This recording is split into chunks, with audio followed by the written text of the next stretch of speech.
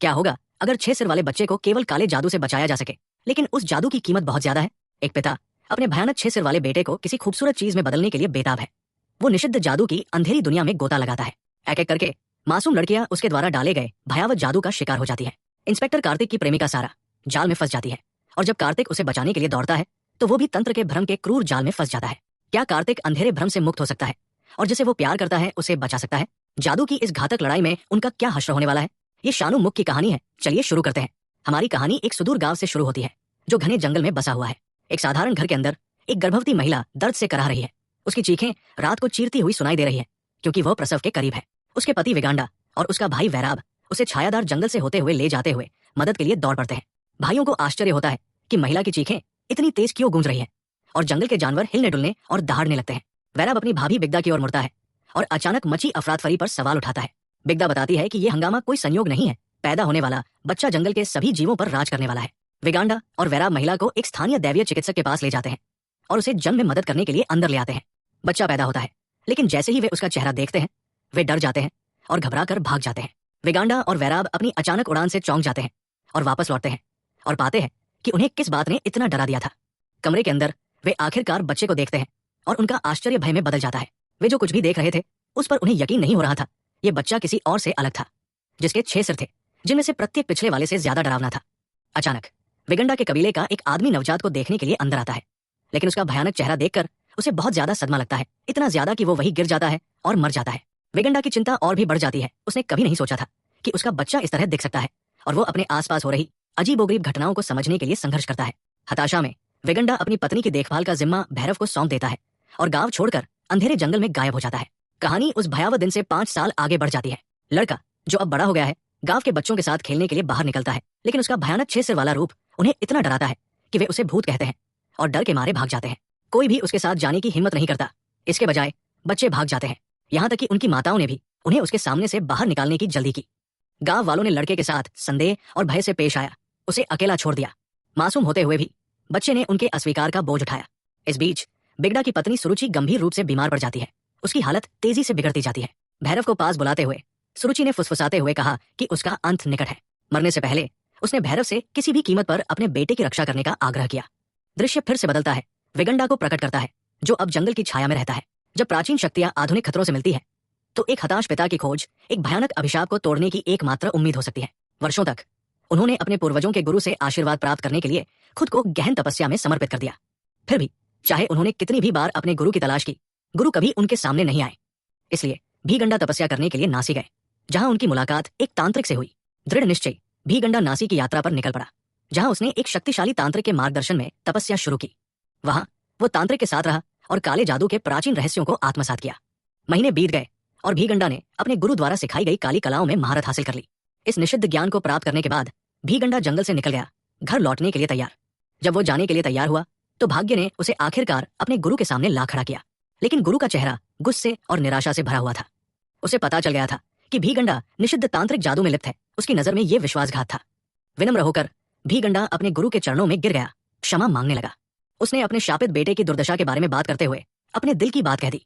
बेताब होकर उसने अपने बच्चे को उसके राक्षसी भाग्य से मुक्त करने के लिए एक उपाय की गुहार लगाई। उसे एक ऐसी विधि की उम्मीद थी जो उसके बेटे की मानवता को बहाल कर सके, क्योंकि भीगंडा अपने बेटे को सभी से दूर और भयभीत देखना बर्दाश्त नहीं कर सकता था। बच्चे का भयानक रूप परिवार के लिए एक क्रूर अभिशाप था। तब गुरु को भी समझ में आया कि वो क्या कह रहा था। भीगंडा की विनती से द्रवित होकर गुरु ने आखिरकार उसकी पीड़ा को समझा और उसे एक सबक दिया। उन्होंने एक प्राचीन अनुष्ठान सौंपा जो अभिशाप को दूर करने का एक मौका था। पवित्र ग्रंथों में लड़के के असली रूप को बहाल करने के लिए चरणों की रूपरेखा दी गई थी। आशा से भरे हुए भीगंडा ने कृतज्ञतापूर्वक ज्ञान स्वीकार कर लिया।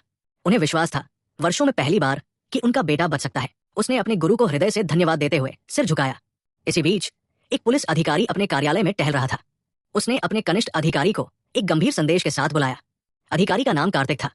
उसने कार्तिक को चेतावनी दी कि हैदराबाद से ट्रकों के माध्यम से अवैध माल की तस्करी बढ़ रही है। वरिष्ठ अधिकारी ने संकेत दिया कि कार्तिक को पहले से ही इस बढ़ते खतरे के बारे में पता था। मामले को और भी जटिल बनाने के लिए तस्करी करने वाले गिरोह में एक उच्च पदस्थ अधिकारी का बेटा भी शामिल था। जब पारिवारिक रहस्य एक खतरनाक अंडरवर्ल्ड से टकराते हैं तो वफादारी और अस्तित्व खतरे में पड़ जाता है। कार्तिक को अपने बेटे को इस खतरनाक झमेले में पड़ने से बचाने का कोई रास्ता खोजना होगा। अगर उसके बेटे के बारे में सच्चाई सामने आती है तो पुलिस बल में कार्तिक की प्रतिष्ठा हमेशा के लिए खत्म हो जाएगी। ऐसा कुछ जो वो होने से मना करता है। ये सुनकर कार्तिक दृढ़ता से आश्वस्त करता है कि वो सब कुछ संभाल लेगा और डरने की कोई जरूरत नहीं है। इसके बाद कार्तिक तस्करों के ठिकाने पर पहुंचता है और अपराधियों से भिड़ जाता है, जहां उसे वरिष्ठ अधिकारी का बेटा भी दिखाई देता है। कार्तिक उसे दूर खींचने की कोशिश करता है, लेकिन वो युवक विरोध करता है और जाने को तैयार नहीं होता। निराश होकर कार्तिक उसे पकड़ लेता है और जोरदार थप्पड़ मारता है। अचानक कमल पीछे से आता है, कार्तिक की जेब से बंदूक निकालता है और सीधे उस पर तान देता है।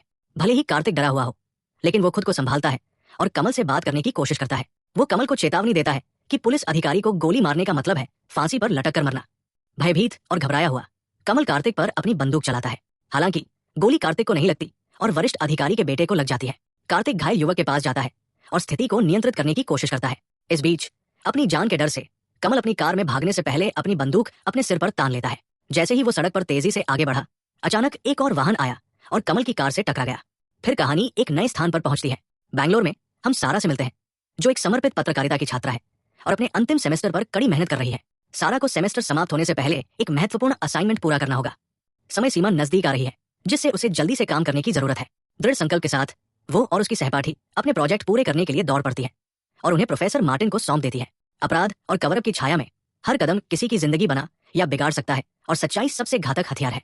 इसके बाद दृश्य प्रोफेसर मार्टिन पर आ जाता है, जो छात्रों के असाइनमेंट की समीक्षा कर रहे हैं। सारा का पेपर पढ़ने के बाद वो उसे अपने कार्यालय में बुलाते हैं। सारा आती है और प्रोफेसर मार्टिन उसके काम की प्रशंसा करते हैं। उसे बताते हैं कि उसमें एक सच्चे खोजी पत्रकार बनने के गुण हैं।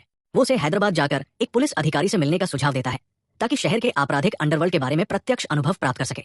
रोमांचित सारा उत्सुकता से इस अवसर को स्वीकार करती है। कार्तिक के साथ वापस उसका वरिष्ठ अधिकारी गुस्से में उसे बुलाता है। पिछले दिन की छापेमारी के एक वीडियो के बारे में गुस्से में, जो ऑनलाइन वायरल हो गया है। क्लिप में स्पष्ट रूप से दिखाया गया है कि कमल कार्तिक की बंदूक चुरा रहा है, वरिष्ठ अधिकारी के बेटे को गोली मार रहा है और घटनास्थल से भाग रहा है। अब जनता पुलिस पर लापरवाही और अक्षमता का आरोप लगा रही है। अधिकारी कार्तिक को अपराधियों को जल्दी से पकड़ने और उसकी चोरी हुई बंदूक बरामद करने का आदेश देता है। वो कार्तिक को चेतावनी देता है कि विफलता उसके करियर को नुकसान पहुंचा सकती है। इस बीच कोमल जीवित है, एक अस्पताल में भर्ती है, जहां डॉक्टर उसकी चोटों का इलाज करते हैं। सौभाग्य से उसके घाव जानलेवा नहीं है। पुलिस अधिकारियों की एक टीम कोमल के ठिकाने के बारे में किसी भी सुराग के लिए जंगल की तलाशी लेती है। अचानक उन्हें एक क्षतिग्रस्त कार दिखाई देती है, जो स्पष्ट रूप से दुर्घटना से क्षतिग्रस्त है, जिससे एक अधिकारी तुरंत कार्तिक को सचेत करता है। कार्तिक जल्दी से इस दुर्घटना को कोमल के पिछले दिन भागने के प्रयास से जोड़ता है। घटनास्थल पर भागते हुए कार्तिक ने वाहन को बुरी तरह से जला हुआ और झुलसा हुआ पाया। ऐसी दुनिया में जहां हर दरवाजे के पीछे खतरा छिपा है, मदद के लिए एक हताशापूर्ण अपील भी घातक रहस्यों की एक श्रृंखला शुरू कर सकती है। कार्तिक ने जली हुई कार में अपनी खोई हुई बंदूक की तलाश की, लेकिन खाली हाथ आया। उन्होंने अपनी टीम को हर नजदीकी अस्पताल में तलाशी लेने का निर्देश दिया। उन्हें यकीन था कि कमल जीवित है और संभवतः उसे चिकित्सा देखभाल मिल रही है। दृश्य जावेद नाम के एक छोटे लड़के पर बदल जाता है। अस्पताल में जावेद अपनी मां के बिस्तर के पास खड़ा था। आंसू बह रहे थे और वो कैंसर की सर्जरी के बाद उसकी मां के ठीक होने के लिए प्रार्थना कर रहा था। अचानक जावेद का फोन बज उठा। दूसरी तरफ से आवाज ने उसे आश्वस्त किया कि चिंता न करें, वो ऑपरेशन की लागत सहित सब कुछ संभालेगा। रहस्यमय कॉल करने वाला कौन था, ये अभी तक एक रहस्य बना हुआ है। कोमल के पास वापस आकर उसे पता था कि अस्पताल में रहना जोखिम भरा है, पुलिस कभी भी आ सकती है और उसे गिरफ्तार कर सकती है। इसलिए जैसे ही वो सक्षम हुई, कोमल अस्पताल से भाग गई और घर लौट आई। घर पहुंचते ही उसका फोन बार बार बजने लगा। कमल ने फोन उठाया, इस बात से चिंतित कि लाइन पर कौन हो सकता है। दूसरी तरफ वैराफ था। वैराफ ने कमल को चेतावनी दी कि एक लड़की कोमल की योजनाओं की जांच कर रही है, लेकिन उसने अपनी पहचान बताने से इनकार कर दिया। कमल को खुद ही इसका पता लगाना होगा। फिर अचानक कॉल खत्म हो गई। बाद में सारा हैदराबाद जाने से पहले अपने परिवार से मिलने गई, लेकिन गर्मजोशी से विदाई देने के बजाय उसके रिश्तेदारों ने उसे बताया कि उन्होंने पहले ही उसके लिए एक लड़का चुन लिया है और निजी बातचीत पर जोर दिया। हालांकि सारा उससे मिलने के लिए सहमत हो गई, लेकिन उसके दिल पर एक भारी उदासी छाई हुई थी। जब महत्वाकांक्षा खतरे से मिलती है तो हर निर्णय दिल और कर्तव्य के बीच की लड़ाई बन जाता है। तभी सारा को प्रोफेसर मार्टिन का फोन आया। उन्होंने उसे बताया कि उन्होंने हैदराबाद में एक पुलिस अधिकारी से संपर्क किया है और वो तुरंत शहर के लिए रवाना हो सकती है। सारा को खुशी का एहसास हुआ, लेकिन उसकी शादी के बारे में चर्चा ने उसे भ्रमित और अनिश्चित बना दिया। फिर दृश्य रात के घने जंगल में कट जाता है। छाया में वेगांडा एक राक्षस के प्रकट होने का इंतजार कर रहा है, जो एक पिंजरे में बंद एक डरावनी वस्तु लेकर आता है। बिना किसी हिचकिचाहट के वेगंडा ने पिंजरे की काली शक्ति को खोलने के लिए अपने गुरुजी की शिक्षाओं का सहारा लेते हुए एक अनुष्ठान करना शुरू कर दिया। फिर दृश्य अचानक बदल जाता है। अगली सुबह सारा और उसकी माँ एक शांत पल साझा करते हैं। सारा की माँ उसे छोड़ने के लिए ट्रेन स्टेशन तक उसके साथ जाती है। उनकी दिल से की गई बातचीत के माध्यम से ये स्पष्ट हो जाता है कि सारा ने सही रास्ता चुना है। वो अपने परिवार द्वारा चुने गए लड़के से शादी नहीं करेगी और इसके बजाय अपने सपनों को पूरा करने के लिए हैदराबाद चली जाएगी। उसकी माँ उसके फैसले का पूरे दिल से समर्थन करती है। भारी मन लेकिन दृढ़ संकल्प के साथ सारा हैदराबाद के लिए ट्रेन में सवार हो जाती है। पहुंचने पर वो सीधे पुलिस स्टेशन जाती है।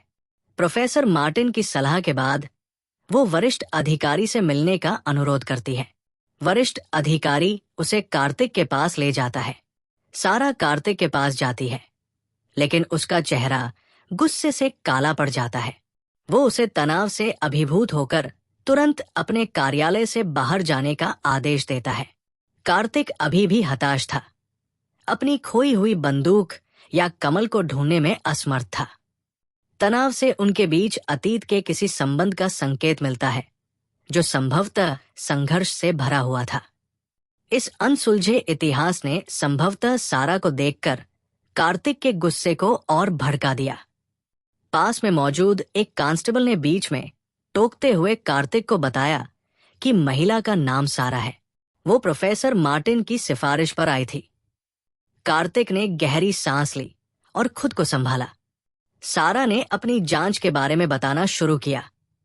वो हाल ही में हुई महिलाओं की मौत के बारे में अपनी चिंता और गहराई से जांच करने के अपने इरादे को प्रकट करती है। कार्तिक ने स्पष्ट रूप से उत्तर दिया कि देश में बहुत सी महिलाएं हैं जिनमें से कई अवसाद के कारण अपनी जान ले लेती हैं। ये कोई नई या संदिग्ध बात नहीं है जिसकी जांच की जा सके। कभी कभी अतीत वर्तमान पर छाया रहता है और सच्चाई वहां छिपी होती है जहां कोई देखने की हिम्मत नहीं करता। सारा ने शांति से कार्तिक को जवाब दिया। कहा कि यह कोई साधारण मामला नहीं है, सतह के नीचे बहुत कुछ है। वो एक मामला बताती है। एक युवा जोड़ा एक दूसरे से बहुत प्यार करता था, लेकिन एक दिन लड़की बिना किसी निशान के गायब हो गई। बहुत खोजबीन के बाद भी वो कहीं नहीं मिली। फिर एक महीने बाद उसके प्रेमी ने आत्महत्या कर ली। आज तक लड़की का ठिकाना एक रहस्य बना हुआ है। सारा कबूल करती है कि उसने खुद ही इस बात को गहराई से जानने की कोशिश की कि आखिर लापता लड़की के साथ हुआ क्या था, लेकिन लड़की के माता पिता ने जोर देकर कहा कि वो अपने प्रेमी के साथ स्वेच्छा से भाग गई थी। कार्तिक सुनता है, विरोधाभासी कहानियों से और अधिक हैरान होता जाता है। वो स्वीकार करता है कि वो समझ नहीं पा रहा है कि सारा क्या कहना चाह रही है। सारा बताती है कि ये अलग अलग घटनाएं नहीं है। हैदराबाद में लड़कियां अचानक गायब हो रही है, लेकिन अभी तक किसी ने इस पर ध्यान नहीं दिया है। कार्तिक उसे चुनौती देता है। वो तभी इस पर विश्वास करेगा जब वो ठोस जीवंत सबूत पेश करेगी। बिना किसी हिचकिचाहट के सारा एक फेसबुक वीडियो निकालती है और कार्तिक को दिखाती है। वीडियो में एक भाई और बहन के बीच तीखी बहस दिखाई देती है। बहन गुस्से में घर से बाहर निकल जाती है। कुछ ही देर बाद भाई फेसबुक पर लाइव आता है और अपनी बहन से माफी मांगता है और वापस आने की भीख मांगता है। हालांकि वो बार बार विनती करता है, लेकिन बहन अभी तक वापस नहीं आई है। कार्तिक अपनी टीम को भाई बहन के घर का पता लगाने और परिवार को तुरंत थाने लाने का आदेश देता है। इस बीच वैराब आता है। गुस्से में कमल पर फोन पर चिल्लाता है। वो कमल से उस लड़की का पता लगाने की मांग करता है जो उनकी योजनाओं के बारे में जानकारी जुटा रही है। अब तक कमल ने उसके खिलाफ कोई कदम नहीं उठाया है। उनकी जानकारी के बिना लड़की उनके करीब आती है। उसकी पहचान अभी भी रहस्य बनी हुई है। अगले दिन घटनास्थल पुलिस स्टेशन में वापस आता है। कार्तिक लापता लड़की के भाई और मां से मिलने जाता है। वे लड़की का नाम बताते हैं, काव्या। वो उनसे काव्या के लापता होने के बारे में बारीकी से पूछताछ करता है। काव्या की मां बताती है कि झगड़े के बाद काव्या अपने भाई को डराने के लिए घर से चली गई थी, लेकिन जब वो वापस नहीं लौटी तो वे चिंतित हो गए। कार्तिक उन्हें अभी के लिए जाने देता है और आगे की जांच करने का वादा करता है। बाद में कार्तिक सारा को कॉल करता है और कहता है कि जब लड़कियां गायब हो रही थी तो काव्या स्वेच्छा से चली गई थी, उसका अपहरण नहीं हुआ था या वो किसी बॉयफ्रेंड के साथ भाग नहीं रही थी। सारा निराश हो जाती है क्योंकि कार्तिक उस पर विश्वास करने से इनकार कर देता है। एक फ्लैशबैक में पता चलता है कि सारा और कार्तिक कॉलेज में मिले थे, एक गहरा रोमांस साझा करते हुए जो दर्दनाक रूप से समाप्त हुआ। ये अतीत का दिल टूटना, कार्तिक की ठंडक और अब उसके साथ काम करने की अनिच्छा को दर्शाता है। ये बहुत सारे मोड़ और गहराई के साथ एक शानदार निरंतरता है। यहाँ आपके पैसेज का एक पॉलिश, कथात्मक शैली वाला संस्करण है जिसमें सभी विवरणों को रखते हुए सहज, संक्रमण और स्पष्ट वाक्यांश है। क्या होगा अगर लापता लड़कियों के पीछे का सच किसी की कल्पना से भी ज्यादा गहरा हो? ये कार्तिक और सारा की समय के खिलाफ दौड़ है। कहानी वर्तमान क्षण में वापस आती है। कार्तिक देर रात सारा का चुपचाप पीछा कर रहा है। वो उसे एक छोटे से रेस्तरां तक ले जाता है। खिड़की से कार्तिक सारा को अपने मंगेतर के साथ खुशी से हंसते हुए देखता है। ये देखकर कार्तिक के सीने में तेज दर्द होता है। उसे उम्मीद थी कि सारा उसे वापस पाने के लिए वापस आ गई है, लेकिन अब उसे किसी और के साथ खुश देखकर उसका दिल टूट जाता है। अचानक वो देखता है कि एक युवक चुपके से अपने फोन पर सारा की तस्वीरें ले रहा है। कार्तिक तुरंत उस लड़के के पास जाता है। लड़के का नाम जावेद है। बिना किसी हिचकिचाहट के कार्तिक उसे थप्पड़ मारता है और जानना चाहता है कि जावेद सारा पर जासूसी क्यों कर रहा है। सारा कार्तिक की आक्रामकता से घबराकर भागती है। वो उससे पूछती है कि वो एक अजनबी पर इस तरह हमला क्यों कर रहा है। कार्तिक बताता है कि जावेद चुपके से सारा की तस्वीरें ले रहा था और खतरनाक हो सकता है। सारा जावेद का फोन चेक करती है, लेकिन उसे अपनी कोई तस्वीर नहीं मिलती और वो जावेद को तुरंत चले जाने के लिए कहती है। कार्तिक की ओर मुड़ते हुए सारा पूछती है कि अगर वो कभी उसके मामले में मदद नहीं करना चाहता था तो वो उसका पीछा क्यों कर रहा है। कार्तिक जवाब नहीं दे पाता और भावुक हो जाता है। वो पूछता है कि सारा अब उसकी जिंदगी में क्यों लौट आई और चला जाता है। दृश्य 2 दिन पहले बदल जाता है। एक महिला जंगल की सड़क से गुजर रही है जब अचानक उसकी कार खराब हो जाती है। वो वाहन का निरीक्षण करने के लिए बाहर निकलती है। एक आदमी आता है और तेजी से उसका अपहरण कर लेता है। एक गवाह अपहरण को देखता है और तुरंत पुलिस को बुलाता है। शहर में तुरंत तालाबंदी शुरू हो जाती है। इस बीच कमल कार्तिक से बचते हुए जंगल से भाग रहा है। वो अपहरित महिला की कार से टकरा जाता है और दोनों पुरुष बेहोश हो जाते हैं। इसका फायदा उठाते हुए महिला भाग जाती है और मदद के लिए चिल्लाते हुए भाग जाती है। आसपास कोई न देखकर वो कमल की कार में कूद जाती है और उसे बाहर फेंक देती है। वो तेजी से भाग जाती है। अपहरणकर्ता को होश आ जाता है और वो उसका पीछा करता है, बार बार उसकी कार से टकराता है। वो कार रोकता है, महिला को फिर से पकड़ता है और उसे एक बॉक्स में बंद कर देता है। वो बॉक्स को अपनी कार में रखता है, कमल की कार में आग लगाता है और चला जाता है। अगले दिन अपहरणकर्ता बॉक्स को एक अलग वाहन में स्थानांतरित कर देता है। जंगल में भैरव उसका इंतजार कर रहा है। ये स्पष्ट हो जाता है कि इन अपहरणों के पीछे भैरव का हाथ है। उस रात भैरव लड़की को भीगंडा नामक स्थान पर ले आता है। वहां भैरव और विगंदर विभिन्न राशियों की लड़कियों को कैद करते हैं। वे जादुई मंत्रों से लड़कियों पर सख्त नियम और नियंत्रण लागू करते हैं। विगंदर के बेटे सम्मुख के 6 सिर हैं। ये पता चलता है कि विगंदर को उसके गुरु ने बताया था कि विभिन्न राशियों की 70 लड़कियों को इकट्ठा करने से सम्मुख ठीक हो जाएगा। अगर अनुष्ठान सफल होता है तो सम्मुख के अतिरिक्त सिर गायब हो जाएंगे और वो सामान्य और सुंदर दिखाई देगा। अब तक उनके पास 6 राशियों की केवल 6 लड़कियां हैं। उन्हें आखिरी लड़की की सख्त जरूरत है जो एक दुर्लभ राशि से संबंधित है।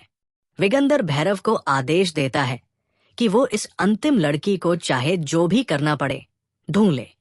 इस बीच लड़कियां मंत्रों और भय के जाल में फंसी रहती है। वर्तमान में वापस सारा कार्तिक को बुलाती है और उसे बताती है कि उसने उसके द्वारा मांगे गए सबूत एकत्र कर लिए हैं। कार्तिक तैयार हो जाता है और उसके घर जाता है। जावेद भी वहां है। सारा उसे गुप्त तस्वीरें लेने के लिए छोड़ गई थी। कार्तिक जावेद के इरादों पर शक करता रहता है। सारा अपने सबूत साझा करती है, जिसमें खुलासा होता है कि गायब होने से पहले काव्या का एक प्रेमी था। उसका नाम श्रीकांत है। सबूत देखकर कार्तिक सारा पर विश्वास करने लगता है और उसके साथ काम करने के लिए तैयार हो जाता है। एक समाचार रिपोर्ट में काव्या के लापता होने की घटना को उजागर किया गया है, जिसमें सारा की जांच भी शामिल है। वैराव समाचार देखता है और कमल को सारा को जल्दी से पकड़ने का आदेश देता है। कार्तिक और सारा श्रीकांत का पता ढूंढते हैं और उसके बंद घर पर जाते हैं। वे पड़ोसियों से बात करते हैं, श्रीकांत और काव्या की तस्वीरें दिखाते हैं और पूछते हैं कि क्या कोई उनके बारे में जानता है। क्या होगा अगर लापता लड़कियों के पीछे की सच्चाई किसी की कल्पना से भी ज्यादा गहरी हो। कार्तिक और सारा की समय के साथ दौड़ अभी शुरू ही हुई है। कार्तिक और सारा काव्या के बॉयफ्रेंड के बारे में पूछने के लिए पड़ोसियों से मिलने जाते हैं। पड़ोसियों ने बताया कि काव्या श्रीकांत की गर्लफ्रेंड नहीं थी, बल्कि वो कौशल नाम के एक आदमी के साथ संबंध में थी। कुछ दिन पहले कौशल और श्रीकांत के बीच काव्या को लेकर भयंकर लड़ाई हुई थी। कौशल श्रीकांत के घर उसे पीटने भी आया था, क्योंकि श्रीकांत काव्या को छेड़ रहा था। अचानक एक चौंकाने वाला तथ्य सामने आता है। 2 दिन पहले जंगल से एक लड़की का अपहरण करने वाला अपहरणकर्ता वास्तव में श्रीकांत है, लेकिन कार्तिक के अलावा किसी को ये बात नहीं पता। पड़ोसी लड़ाई के बारे में बात करना जारी रखते हैं और बताते हैं कि उस दिन पुलिस को बुलाया गया था। अधिकारी जल्दी से पहुंचे और दोनों लोगों को गिरफ्तार कर लिया। उत्सुकतावश कार्तिक और सारा कौशल और श्रीकांत के बीच झगड़े के बारे में और जानने के लिए पुलिस स्टेशन जाते हैं।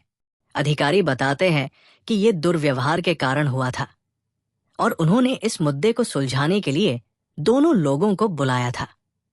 कार्तिक अधिकारी से कौशल का संपर्क प्राप्त करता है और बार बार कॉल करता है। जब कार्तिक कॉल करता है तो कौशल के पिता जवाब देते हैं और कहते हैं कि कौशल यूएसए में है। हालांकि वो कौशल का नया नंबर देता है। कार्तिक नए नंबर पर कॉल करता है और जल्दी से बहस के बारे में पूछता है। कौशल ने खुलासा किया कि उसे काव्या से पता चला कि श्रीकांत उसे परेशान कर रहा था, जिसके कारण उनका झगड़ा हुआ। आखिरकार उनका ब्रेकअप हो गया और तब से कौशल और काव्या के बीच कोई संपर्क नहीं है। कार्तिक श्रीकांत को कॉल करने की कोशिश करता है, लेकिन उसका फोन बंद है।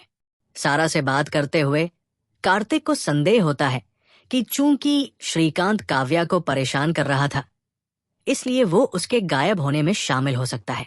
लेकिन सारा उसे तुरंत निष्कर्ष पर न पहुंचने के लिए चेतावनी देती है। वो एक पैटर्न की ओर इशारा करती है। सभी लापता लड़कियों के बॉयफ्रेंड थे, जिन्होंने लापता होने के कुछ दिनों के भीतर रहस्यमय तरीके से आत्महत्या कर ली। चूंकि कौशल का जीवन स्थिर लगता है और उसने कुछ भी संदिग्ध नहीं किया है, इसलिए उसके शामिल होने की संभावना कम है, लेकिन फिर भी उसका कोई संबंध हो सकता है। इस बीच कमल एक गुंडे को बुलाता है, उसे सारा के बारे में जानकारी देता है और उसे मारने का आदेश देता है। एक अलग दृश्य में एक पुलिस अधिकारी घर पर केस फाइलों की समीक्षा कर रहा है, जब उसे वर्षिता नाम की एक लापता लड़की के बारे में एक फाइल दिखाई देती है। उसी समय कार्तिक और सारा एक बार में शराब पी रहे होते हैं। कार्तिक शौचालय जाता है और अधिकारी उसे नई जानकारी साझा करने के लिए बुलाता है। जिस दिन कमल भागा था, कमल के हाथ पर एक नंबर लिखा हुआ देखा गया था। ये वर्षिता का है, जो 3 दिन पहले गायब हो गई थी। कार्तिक अधिकारी से कमल का नंबर लेता है और वर्षिता के स्थान को ट्रैक करता है।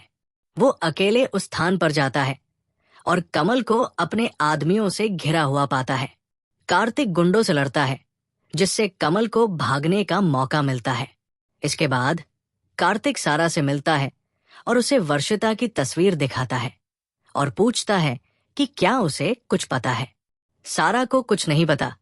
जब वे कार में बात करते हैं तो सारा को मारने के लिए भेजा गया गुंडा उसे देख लेता है, लेकिन कार्तिक की मौजूदगी और डर को देखकर भाग जाता है। सारा कार्तिक को अपने फ्लैट पर ले जाती है और जब वे मामलों पर चर्चा करते हैं तो वे साथ बिताए अपने खूबसूरत पलों को याद करते हैं। वे एक दूसरे के करीब आते हैं और एक दूसरे के साथ रात बिताते हैं। ये दृश्य सुबह में बदल जाता है। अचानक कार्तिक के कांस्टेबल ने उसे फोन करके श्रीकांत की लाश मिलने वाली जगह पर जाने के लिए कहा। फोरेंसिक टीम ने पुष्टि की कि श्रीकांत की मौत को 3 दिन हो चुके हैं। सारा श्रीकांत का फोन चेक करती है और कौशल के नंबर से कॉल देखती है और उसके व्हाट्सएप में वर्षिता की तस्वीर भी देखती है।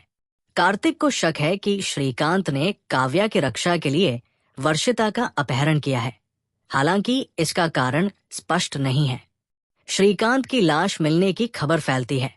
कौशल घबराकर अपने भाई महान को फोन करता है, वो पुलिस अधिकारी जिसने पहले कार्तिक की मदद की थी। महान कौशल को आश्वस्त करता है कि वो स्थिति को संभाल लेगा। महान कौशल को एक बार में मिलने के लिए कहता है, लेकिन कार्तिक बैठकों में आता रहता है, जिससे भाइयों को संदेह होता है। कार्तिक को पता चलता है कि कौशल महान का भाई है और वे कुछ छिपा रहे होंगे। वो उनका पीछा करता है और अंततः महान से भिड़ जाता है। कौशल पास के कमरे में छिप जाता है, लेकिन अचानक उसे खांसी आने लगती है और वो बेहोश हो जाता है। महान सच्चाई बताता है।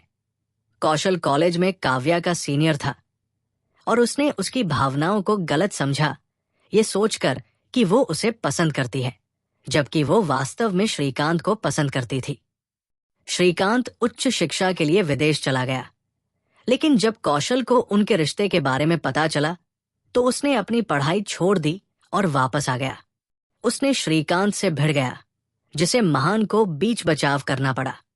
बाद में श्रीकांत ने कौशल से संपर्क किया और उसे एक घर में एक लड़की की तस्वीर लेने और तस्वीर भेजने के लिए कहा।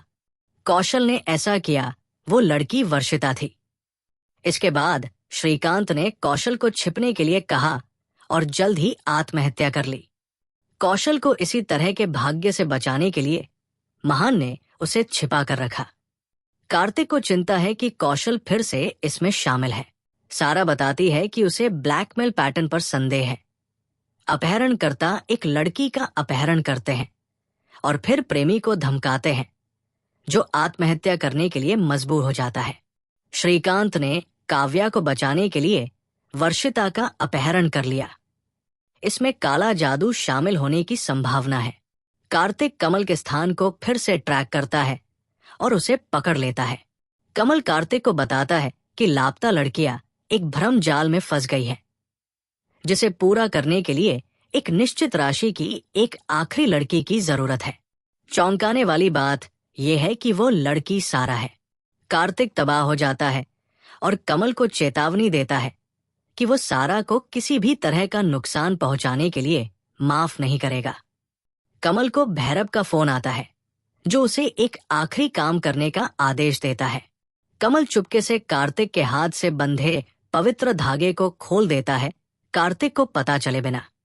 कमल कार्तिक को चुनौती देता है कि अगर वो सारा को बचा सकता है तो बचा ले। कार्तिक भाग जाता है जब भैरव आता है और कमल को मार देता है और कहता है कि उसका काम हो गया है। कार्तिक सारा से मिलता है और उसे चेतावनी देता है कि उसकी जान खतरे में है।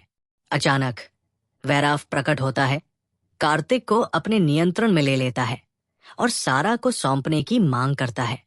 कार्तिक आज्ञा का पालन करता है और सारा को भैरव के हवाले कर देता है।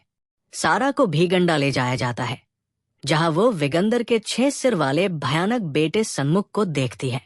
भीगंडा अन्य राशियों की बलि दी गई लड़कियों का खून सन्मुख को पिलाता है। जैसे ही सन्मुख खाता है, 5 सिर गिर जाते हैं और एक बदसूरत सिर रह जाता है।